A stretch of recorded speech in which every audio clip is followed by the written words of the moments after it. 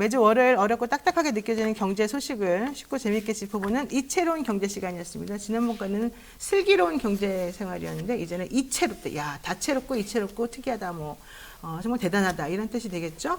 이번 주부터 정말 모시기 어려운 두 분 저희가 모셨습니다. 새로운 얼굴들 모시고 코너 진행할 건데요. 최이배 전 의원 그리고 이원재 성공회대 교수 모시겠습니다. 두 분 어서 오십시오. 예, 안녕하세요. 네. 어떻게 오랜만에 뵙습니다. 그러니까요. 네, 근황 좀 알려주십시오.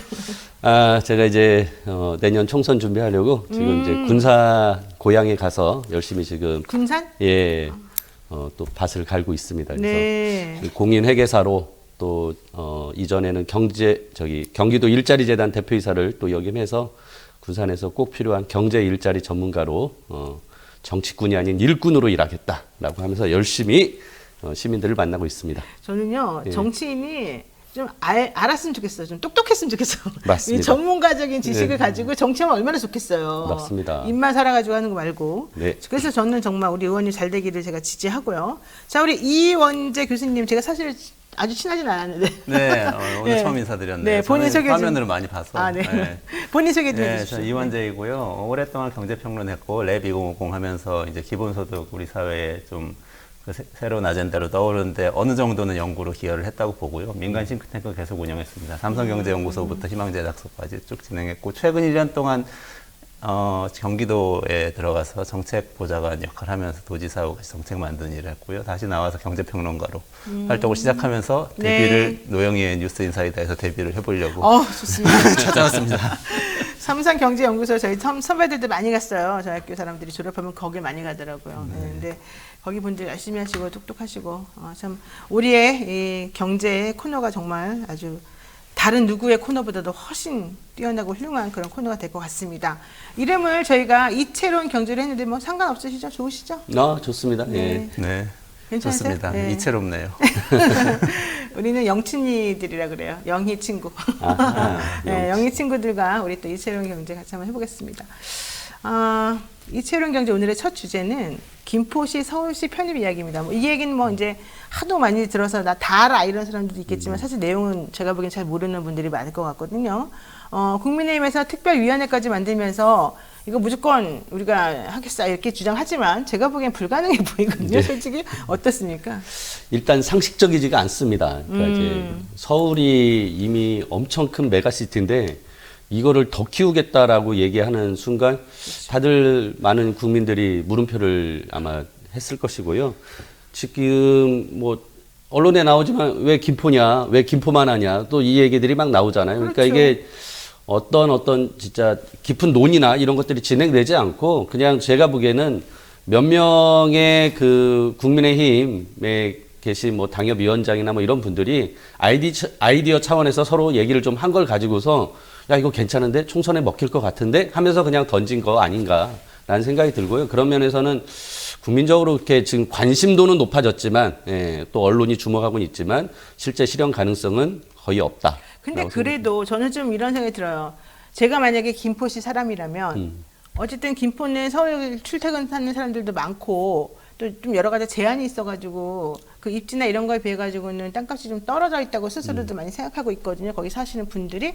왜냐면 제가 소송을 이제 김포시에 계시는 분들하고 소송을 이제 의뢰인으로 해서 많이 해봤는데 좀 그런 하소연을 좀 많이 하신 걸 제가 들었어요. 근데 이번에 만약에 국민의힘에서 어쨌든 우리가 너네 서울시 김포구를 해줄게 이렇게 해주게 되면 어쨌든 서울시가 되고 어쨌든 큰 데로 편입이 되는 것이고 어쨌든 서울의 후광을 얻는 거지 않습니까?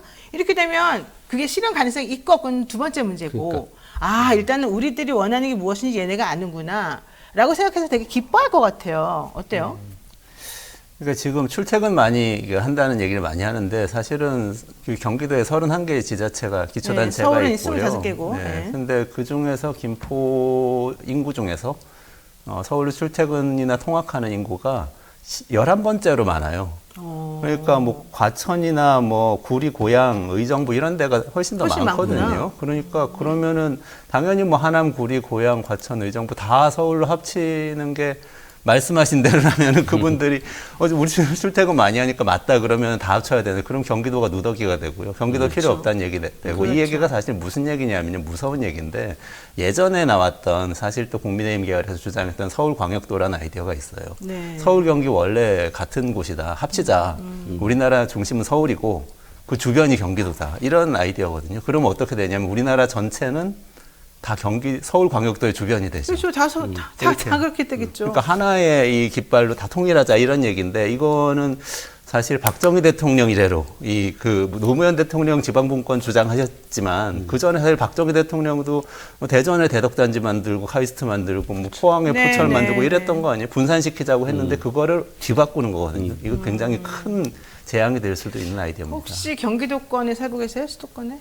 서울에 살고 계세요? 저는 서울에 살고 있습니다. 우리는 군산에 살고 계신 부산에 거예요? 살고 있습니다.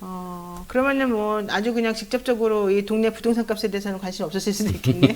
왜냐하면 서울시 편입을 찬성하는 김포 시민들은 뭐 출퇴근 이거는 사실은 이제 국민의힘에서 그냥 얘기하는 거고 그들이 원하는 거는 야 땅값 좀 오르겠네요. 땅값 좀 오르겠네요. 왜냐하면 김포시 땅값이요. 한창 올랐을 때 2020년, 2021년 이때 한창 올랐다가 또 갑자기 폭 싸그라들었거든요. 그래서 그것 때문에 한번 올랐던 사람들이 이제 가격이 떨어지는 걸 보고 되게 충격을 받은 거예요. 그래서 우리는 그러면 올라갈 수 있는 호재가 뭘까 고민을 많이 하고 있었다고 그러더라고요. 그러니까 만약에 서울시리 편입이 되면 어쨌든 서울이니까 가치가 상승되지 않겠냐. 그렇죠. 그러니까 이제 브랜드 가치가 생기는 거죠. 그렇죠. 근데 실질적으로 생활의 출퇴근 문제는 진짜 뭐 GTX를 뚫던 5호선, 9호선 연장을 하던 뭐 여러 가지 교통 인프라를 확충하면 될 일이고 실질적으로 서울로 만일 편입된다 하더라도 결국은 그런 인프라가 된다라는 전제로 들썩이는 거지 그거 안 되면은 솔직히 아무 효과가 없거든요. 생활권에 대한 어떤 편의성이 제공되는 게 없기 때문에 그러니까 이제 결국 그 서울이라는 브랜드 가치를 노린 거죠. 그러니까 저는 그런 면에서 굉장히 총선 전략으로서 유효하게 지금 김포 그리고 이 김포를 시작으로 지금 말씀하신 뭐 구리, 하남, 분당, 뭐 구리 분당까지 다 해서 들썩이게 만드는. 그래서 이게 결국 뭐가 되냐면은 제가 보기에는 서울과 서울 주변의 유성 도시를 갈라치게 하는 것 같아요. 맞아요. 그래서 이게 일종의 대선 때 재미 봤던 게 그 여성, 남성 이렇게 해가지고 갈라치기. 성 갈라치기 이거 해가지고 굉장히 재미를 본 거거든요. 그래서 국힘에서는 계속 그런 사고를 하고 있는 것 같습니다. 어떻게 하면은 유권자를 갈라쳐서 내가 포기할 건 포기하고 내가 얻을 건 얻자 이런 사고 방식으로 하고 있기 때문에 굉장히 나쁜 정치하고 있다. 그래서 맞아요. 예전에 이제 보수 정권이 동서로 갈르지 않았습니까? 네. 호남과 TK로 갈라가지고 지금까지 지역주의가 심각해진 상황이고 이거를 아직도 해결하지 못하고 있는 상황에서 새로운 지역주의를 만들고 있다.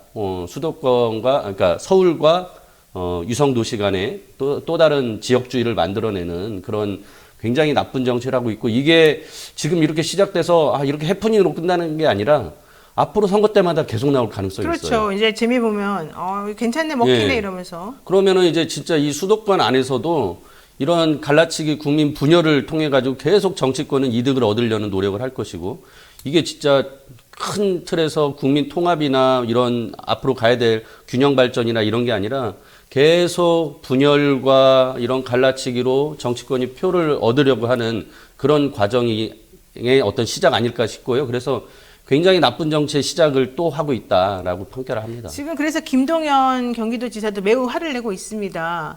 김동연 지사는 정확히 뭘 말하고 있는 겁니까? 이 김포 편입 관련해서. 국토 갈라치기라고 계속 주장을 국토 하고 갈라치기. 있고요. 네, 사실은 그 최입의 이 회계사께서 말씀하신 대로 나쁜 정치라는 점을 비판을 하고 있어요. 그렇죠. 근데 사실 저 개인적으로는 어떻게 생각하냐면요. 갈라치든 엎어치든 매치든 사람들의 삶이 좋아지면 괜찮아요. 정치라는 게 자기들끼리 싸우더라도 삶의 질이 좋아지면 좋거든요. 근데 김포에서 삶의 질의 핵심은 뭐냐? 훨씬 더 많은 면적을 차지하고 있는 농촌 지역은 빼고 사실은 김포의 농촌 지역 훨씬 면적이 그렇죠. 넓은데 네. 거기 말고 이제 말씀하신 그 말하자면 흔히 김골라 라인, 김포 골드 라인 타고 다니시는 그 지역 안에 있는 분들만 놓고 보더라도 네. 거기서 핵심 이슈는 서울 지하철 5호선하고 9호선 연장이거든요. 근데 이게 김포하고 인천하고 경기하고 서울하고 협의하면서 만들어갈 때는 어떻게 되냐면 이게 광역철도이기 때문에 중앙정부에서 예산을 70%까지 대줍니다. 그래서 사실은 지방정부의 예산 부담이 그렇게 크지가 그러네요. 않아요. 근데 서울로 통합이 되면 서울특별시이기 때문에 서울특별시에 대해서는 중앙정부가 40% 예산을 대줘요. 그러면 이제 서울시에서 60% 예산을 대서 지하철 연장을 해야 되거든요. 그러면 공사기간이 훨씬 더 늘어날 가능성이 높고 공사기간이 늘어나지 않는 방향으로 이 노선을 짠다고 하면 노선이 훨씬 단축될 가능성이 높아요. 예산 부족이 있기 때문에. 그러니까 사실은 이게 삶의 질을 높인다기보다는 낮출 가능성이 사실은 더 높고. 허울만 주고 실속은 없는 게 될 수도 있겠네요. 그렇죠. 그렇죠. 이게 이제 재정 자립도 문제인데 지금 김포의 재정 자립도가 37%예요. 서울의 네. 재정 자립도는 75%고. 그러니까 어마어마하게 한 2배 차이가 나거든요. 근데 또 이 서울 안에서도 이제 강북에 노원, 도봉, 강북 같은 경우는 20%가 안 돼요. 그러니까 어떻게 보면 서울 안에서도 굉장히 지금 강북과 강남의 그 지역 차이가 심하기 때문에 이 안에서도 균형 발전을 얘기하고 강북 쪽에 뭔가 더 이제 해야 되는 필요성들이 계속 얘기되고 있는데 여기다 느닷없이 김포를 붙여버리면 지금 이현재 교수님 말씀하신 것처럼 서울의 재정도 한정돼 있는데 이걸 가지고 다시 김포 쪽에 사업을 추진하다 보면 결국 이 사업이 더 늦어질 수밖에 없는 그렇죠. 그런 상황이 되는 거죠. 저는 그것도 그렇지만 실질적으로 이 김포가 자치구가 되면 읍면을 둘 수가 없다 그러더라고요. 그렇죠. 농어촌 특례 이런 게 사실은 다 사라지는 사라지고. 거고 예. 그러면 세금을 걷어서 거기 좀 도와주고 그동안 그랬던 거 지방교부세 뭐 이런 거 예. 세수 이런 게 다 줄어들게 되고 공무원도 줄어들게 되고 그렇죠. 그냥 하나의 시에서 그냥 조그만 구가 돼 버리는 거예요. 네.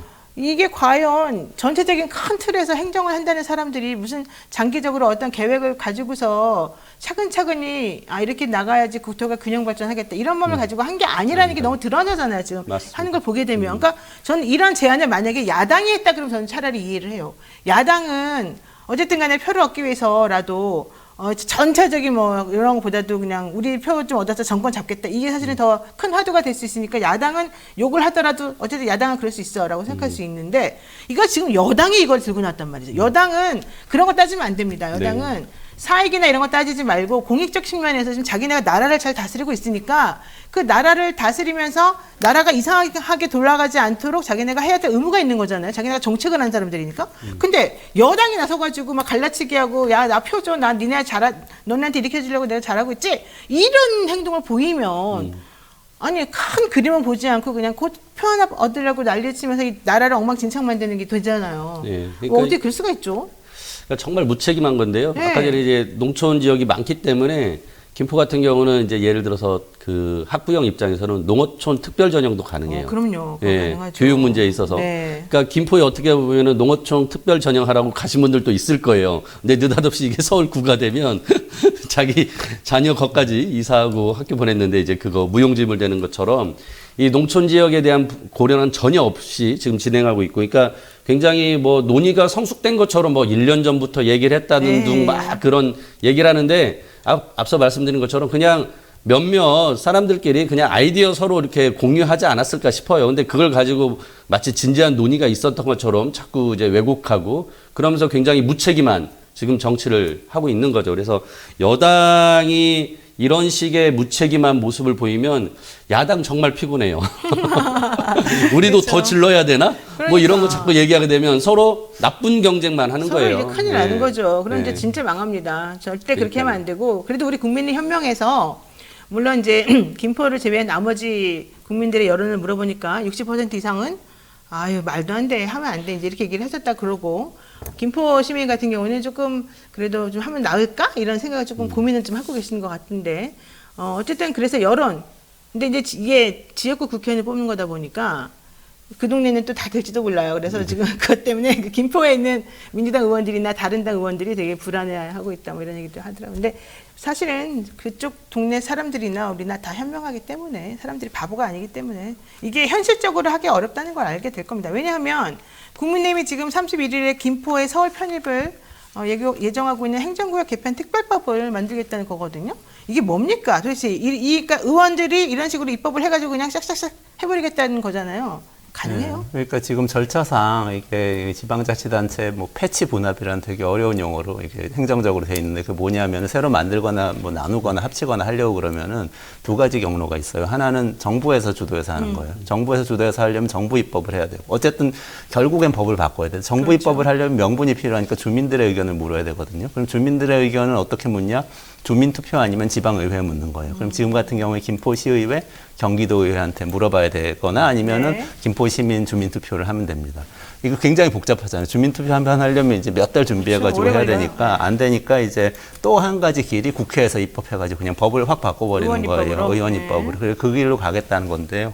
지금 국민의힘이 다수당이 아니잖아요. 그러니까 사실 통과 가능성이 민주당에서 막는다면 없죠. 민주당에서 막지 않는다면 통과 가능성이 있지만 그래서 사실 실현 가능성은 없는 상태인데 이게 네. 이 문제는 뭐냐면 사람들 마음에 불을 질러서 우리 모두 서울로 가야겠다 이런 생각을 강화시킨다는 거예요. 그러니까 김경수 지사가 있을 때 뭐 그 경상도에서 경남 부울경 메가시티 하겠다고 이야기를 했을 때 예컨대 그런 아이디어는 지방으로 끌어오겠다는 아이디어이기 때문에 국토 균형 발전에 도움이 됩니다. 그렇죠. 근데 이건 거꾸로 이렇게 시계추를 반대로 되돌리는 거라 사실 장기적으로 아주 안 좋은 영향을 끼칠 수도 서울을 있어요. 완전히 괴물로 만들 것 같아서 걱정스러워 솔직히 말하면. 그 여론이라는 게 지금 김포의 그 국민의힘 당협위원장인 홍철호 전 의원께서 그 당원 교육하려고 이제 당원들 모아놓은 자리에서 서울 편입을 발표하고 나서 설문조사를 했다는 거예요. 거기 오신 분들을 대상으로. 그러니까 당연히 그 자리에 온 분들은 국민의힘을 지지하는 분들이 그렇죠. 왔을 거고, 네. 그리고 거기서 그런 얘기를 들은 분들이 설문조사를 하니까 당연히 거기에 좋게 나오죠. 긍정이 많이 나오지 않았겠습니까? 근데 마치 이게 김포 전체의 지금 여론인 것처럼 자꾸 얘기가 되는 거예요. 그러니까 어떻게 보면은 논의 자체가 아까 말씀드린 대로 그냥 1년 전에 한두 명이 아이디어 얘기한 거 가지고서 지금 이거 총선에 먹히겠다 하면서 지금 던진 거를 그렇죠. 자꾸 근거를 만들려고 이제 왜곡하는 거죠. 여론도 왜곡하고. 그래서 제가 보기에는 이런 식으로 이제 논의가 되고 있는 거를 김포 시민들도 어느 순간 다 아실 거라고 생각해요. 아까 말씀하신 것처럼 우리 국민들 똑똑하거든요.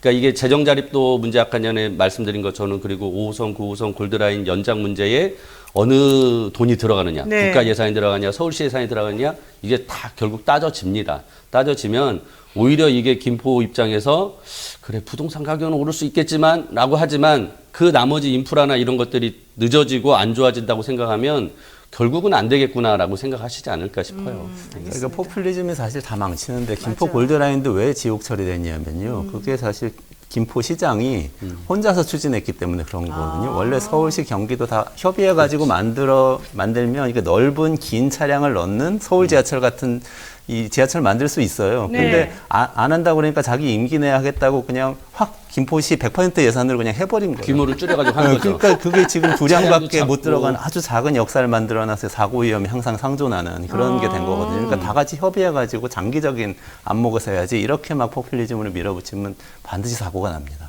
자, 대통령이 뭐 아무 말도 안 하고 있습니다만 어쨌든 김기현 대표 중심으로 해서 이거 좀 강력하게 밀고 있는 것 같은데 이게 이제 좋은 선거 전략이라고 생각했던 것 같아요.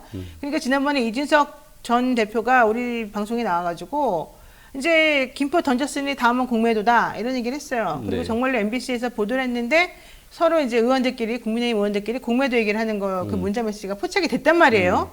그래서 당장 이제 내일인가요? 오늘인가요? 내일부터 오늘부터죠. 주식시장에서 공매도가 전면 금지가 된다는 건데 네. 그게 그렇게 그냥 막 번개불에 콩 볶아 먹듯이 그냥 팍팍팍 할 수 있는 건지도 잘 모르겠지만 공매도가 원래 주식이 이제 없는데 빌려서 사가지고 뭐 그 차익을 노려가지고 뭐 팔고 뭐 이런 거잖아요. 그러니까 그렇죠. 이게 사실은 우리 같은 사람이 보기에는 시장 질서 교란 행태가 될 수 있고 좀 큰 기관이나 얘네들한테만 좋은 게 될 수가 있었어요. 그래서 역기능, 순기능 이런 게 좀 다 있긴 있었었는데 대통령이 그동안에 한 해 안 하나 그렇게 말이 많다가 하필이면 딱 이 타임에 이걸 한 거. 이것도 역시 그냥 총선용입니까? 제가 보기엔 그렇습니다. 그러니까 이제 공매도 문제가 매번 이제 나오죠. 금융위기나 막 예. 주가가 폭락하는 시점에서 항상 이제 요구가 나오죠. 우리 개미 투자자분들은 이제 공매도에 좀 오해도 좀 있어요. 그러니까 이게 이론적으로 우리가 돈을 빌려서 주식을 살 수 있잖아요. 네. 그럼 주식을 빌려서 돈을 살 수 있는 거거든요. 거꾸로. 그렇죠. 이건 동산이기 때문에 그게 가능해요. 그래서 이제 그 양쪽 다 가능하게 만든 제도인데 마치 공매도가 막 주가를 끌어내리고 뭐 주식시장을 폭락하게 만드는 요인처럼 좀 오해하시는 분들이 있죠. 네. 그래서 이제 그런 부분 때문에 개미 투자자들이 원하는, 그러니까 우리가 뭐 지금 주식 투자하는 분들이 거의 한 뭐 인구의 절반 이상 정도 되지 않겠어요? 그러니까 이분들이 원하는 것을 표가 된다고 생각하니까 뭐 시장에 전반적으로 미치는 영향이나 뭐 세계의 어떤 금융 시장에 대한 논의나 이런 것들 없이 그냥 하루아침에 또 공매도 전면 금지. 지금 금지한 게 2001년에 한참 논의돼서 지금 부분 금지를 시켜놓은 건데 그냥 이제 전면 금지를 또 단행한 걸 그러니까요. 보면서 네. 정말 과감하고 단호하고 용감하고 근데 이게 이제 좋은 쪽이 아니라 정말 무모하고 그래서 정말 우리 국민들이나 시장에 미치는 영향들을 고려하지 않았기 때문에 아까 말씀드린 대로 정말 무책임하다라는 생각이 듭니다. 그렇습니다. 이미경님께서 공매도보다 김건희여서 주가 조작이나 해결해야 되는 거 아닙니까?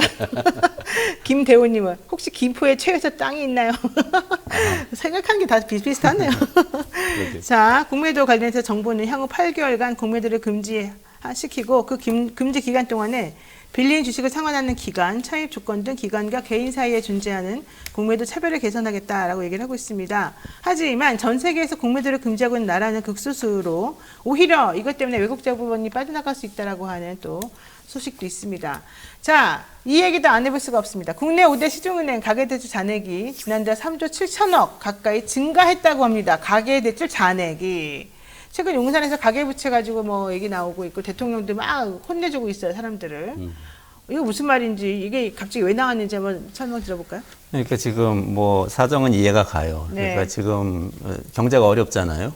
근데 이제 미국을 보면은 예컨대 재정을 엄청나게 풀어가지고 경제를 살린단 말이죠. 그렇죠. IRA라고 이제 인플레이션 감축법 발효하면서 이제 네. 9,500조 원을 갖다가 지금 쓰겠다고 재정으로 지출하겠다고 해서 바이든 정부는 그렇게 나가고 있고 그러면 이제 근데 이제 금리는 계속해서 오르죠. 그러니까 지금 어떻게 되냐면 돈이라는 거는 사람이 벌어서 쓰거나 빌려서 쓰거나 하는 거예요. 그래서 소비를 해가지고 이게 뭔가를 사야지 기업이 물건을 팔고 경제를 살아나는 건데 근데 지금은 빌려 쓰기에는 금리가 너무 높고 근데 벌어 쓰기에는 시장 좋지 않아요. 그러면 정부 재정에 기대야 되는데 정부 재정은 윤 정부는 네. 지금 세수가 안 좋잖아요. 지금 세수도 좋지 않은데 거기다가 이제 긴축을 하겠다고 했죠. 그러니까 세수가 좋지 않을 땐 또 적절하게 그 국채를 발행해가지고 이게 넘어가면 되는데 그거 안 하겠다고 하니까 이제 쓸 수가 없는 거예요. 그러면 이제 믿을 게 뭐냐? 사실은 가계대출이에요. 그러니까 사람들이 민간에서 알아서 돈 빌려서 좀 써줬으면 좋겠다 이런 생각이 이제 뒤늦게 든 거죠. 근데 사실 금리는 높은 상태에서 가계대출을 위축될 수밖에 없는 상태인데 구조적으로 금리 높으니까 빌리기 어려우니까 그럼 어떻게 하냐? 은행들을 쥐어짜야 되겠다는 아이디어가 나온 것 같아요, 저는. 그래서 이제 이런 압박이 들어간 것 같고요. 근데 이걸 하려면은 사실 이제 은행들이 자영업자들한테 좀 더 많이 대출을 해주게 아니라 종노릇 얘기를 했잖아요. 종노릇 하고 있는 건 사실 맞는 얘기. 자영업자들이 은행한테 돈 갚느라고 이제 임대료하고 은행한테 돈 갚느라고 이제 허덕대는 게 맞는 얘기긴 한데 네. 이걸 접근하려면 구조적으로 해야 되거든요. 재정을 그렇죠. 늘려서 자영업자들을 돕거나 아니면 금리를 낮춰가지고 자영업자들의 이자 부담이 줄게 하거나 둘 중에 하나를 했는데 두 개를 안 하고 다른 걸 어떻게 할 건지 심히 의문입니다. 알겠습니다. 자, 영상이 있거든요. 싱크 하나만 좀 들어보고 지금 시간 배분을 제가 조금 잘 못했는데 한번 일단 들어보고 얘기하겠습니다. 죽도록 일해서 번 돈을 고스란히 대출 원리금 상환에 갖다 바치는 현실에 마치 은행의 종노릇을 하는 것 같다며 깊은 한숨을 쉬셨습니다. 가계부채 위기가 발생하면 지난 97년 기업부채로 인해서 우리가 외환위기를 겪었는데 그거에 몇십 배 위력이 있을 겁니다. 네, 결국 금융권에서 혼란스럽다 이런 반응이고 우리도 대통령님의 의중은 대출 금리부터 어떻게 손봐라 막 이런 얘기인 것 같은데 네. 너무 간섭이 심한 거 아니에요? 그러니까 이제 은행이 수익이 점점 늘어나고 있는 상황에 대해서 비판적으로 보는 거는 맞습니다. 근데 네. 이제 아까 전에 이원재 교수님 말씀하신 것처럼 이게 국가가 빚을 질 거냐, 국민이 빚을 질 거냐거든요. 그러니까 국가가 빚을 지면서 국가가 재정 역할을 해주고 이럴 때 경제 위기를 돌파하게 해줘야 되는데 지금 국가가 그 역할 안 하고 국민한테 빚지게 해놓고는 그래놓고는 또 이제 은행이 그 빚을 그러니까 돈을 많이 버는 것에 대해서 비판하는 건데 그렇죠. 네. 이 코로나 거의 이제 마지막이라고 생각할 수 있었던 이제 지난 대선 때 김종인 그때 당시에 이제 위원장이 코로나 이 극복을 위해서 뭐 50조를 쓰자, 100조를 쓰자 막 이런 얘기를 던졌잖아요. 그러니까 이제 그때 그게 아무튼 국가가 역할을 나서야 된다라고 했고 민주당도 그 부분에 대해서 같이 하자라고 했었는데 지금 그런 부분 아무것도 안 하고 그리고 갑자기 은행만 쪼는 거예요. 근데 이제 은행이 역할을 어떤 걸 이렇게 해야 되냐? 대출 계속 늘릴 수는 없습니다. 근데 아시겠지만은 취약계층을 위해서는 대출이 좀 연장되거나 늘어날 필요는 있어요.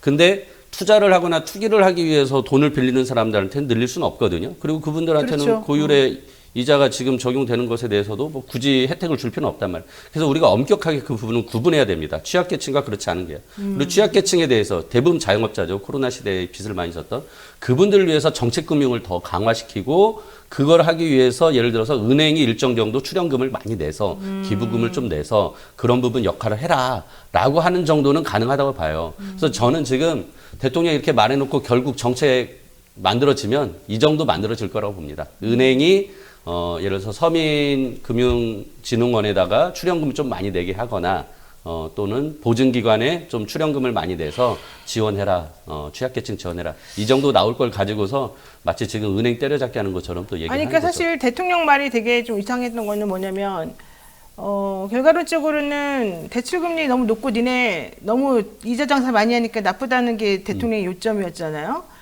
그런데 또 비서실장 얘기를 또 들어보게 되면은 대출금리를 그래서 대통령 말대로 낮추게 되면은 가계부채가 더 늘어나는데 늘어나죠. 예. 그건 완전 모순되는 결과인 거잖아요. 그러니까 예. 대통령이 무슨 생각을 했는지 정말 다들 쫓아가기가 너무 바쁜 거예요. 솔직히 말하면 대통령이 잘 모르고 혹시 이런 얘기한 건가 이런 걱정도 좀 되는 거죠. 우리가 모르는 상황이긴 하지만 자, 그런 데에다가 대통령이 갑자기 은행을 공공의 적으로 만들면서 황자스 얘기까지 지금 하고 있는 걸 보니까 이게 점점 더 수습이 안 되는 거예요. 솔직히 말하면 자 나는 자꾸 이 대통령이 이러는 거는 옳지 않다고 보는데.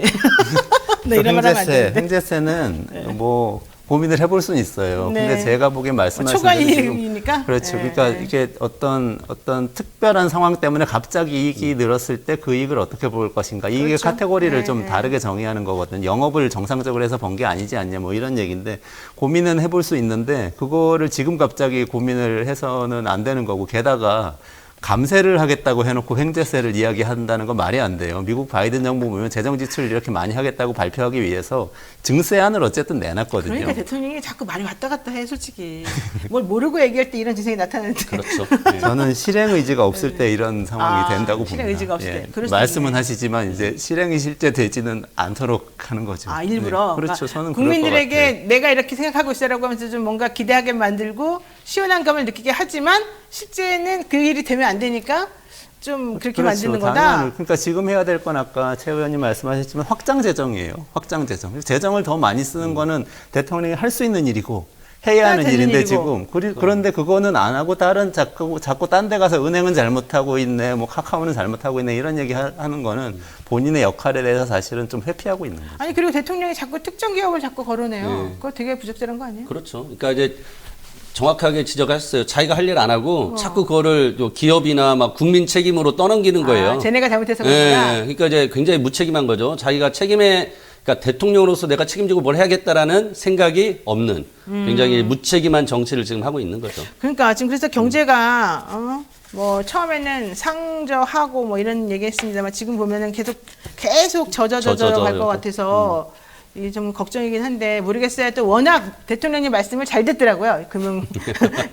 금융권들이나 언론사나 다 말을 너무 잘 들어. 왜냐하면 이대로 검찰이 틀리게. 당장 달려올 것 같은 그런가 느낌이죠. 봐요. 그래서 예. 야 역시 힘이 세고 봐야 된다 이 생각했는데 좀 더 우리가 다음 시간에는 대통령의 그 모순적인 경제 발언들이나 이 정책이나 이런 것들 한번 좀 정리해서 한번 네, 여러분들한테 소개해드리는 시간을 갖는 것도 의미가 있을 것 같다 이런 생각이 좀 들었습니다. 네 오늘 제가 첫 시간이었는데 이채론 이 경제생활 어땠는지 정말 좀 궁금하고요. 오늘은 저희 사정상 조금 일찍 끝난다는 거 너무 죄송스럽게 생각합니다.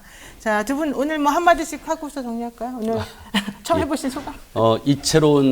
굉장히 이채로운 주제를 다루는 것 같습니다. 경제 코너인 줄 알았는데 김포시부터 네. 얘기하고. 네, 맞아요. 근데 굉장히 깊은 얘기 나눌 수 있어서 좋고 앞으로 더 열심히 또 얘기하겠습니다. 아유 고맙습니다. 네, 또. 저도 이채롭고 재미있게 계속해서 한번 날카로운 얘기 나눠보면 네, 좋겠습니다. 우리 여기 약간 유머를 섞읍시다. 근데 좀 이렇게 사이다인데 저는 우롱차라서 아, 그러네. 잘 호흡을 맞춰보면서 탄산을 좀 주세요.